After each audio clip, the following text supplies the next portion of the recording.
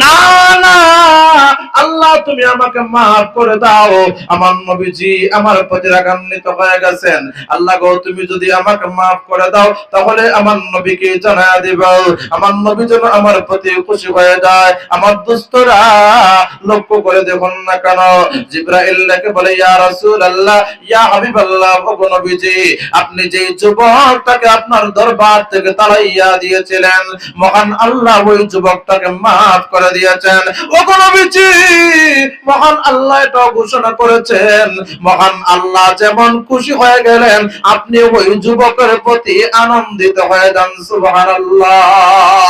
এই জন্য ভাইরা আমার, আমরা গুনাহ করার পরে যদি আল্লাহর দরবারে আমরা তওবা করতে পারি, চোখের পানি যদি আমরা ফেলে দিতে পারি, মহান আল্লাহ আমাদের উপর জাহান্নামকে হারাম করে দিবেন।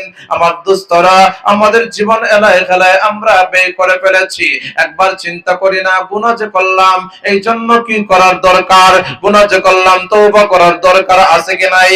আমার দোস্তরা সারা জিন্দেগি আপনি গুনাহ করে ফেলেছেন, আল্লাহর কাছে আপনি চান আল্লাহ আমি তো গুনাহ করে ফেলেছি আমাকে মাফ করে দাও।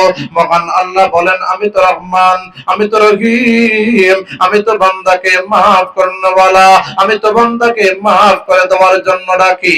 এই যে গভীর রজনী হয়ে গেল, আল্লাহর নবী বলেন মহান আল্লাহ রাব্বুল আলামিন নিম্ন আকাশে এসে বলেন আলা মিন মুস্তাগফিরিন ফাগফিরালা, আলা মিন মুস্তারজিকিন ফারজুকা, আলা মুবতিলান ফাওয়াফিয়া। আমার ভাইরা মহান আল্লাহ এখন পর্যন্ত দেখি আল্লাহ বান্দাদেরকে দেখে বলছে বান্দা আসলে তোমরা গুনাহ করে ফেলেছো, আমি আল্লাহর কাছে মাফ চাও, আমি আল্লাহর কাছে ক্ষমা চাও, আমি আল্লাহ জিন্দেগীর গুনাহ খাতা মাফ করে দিব।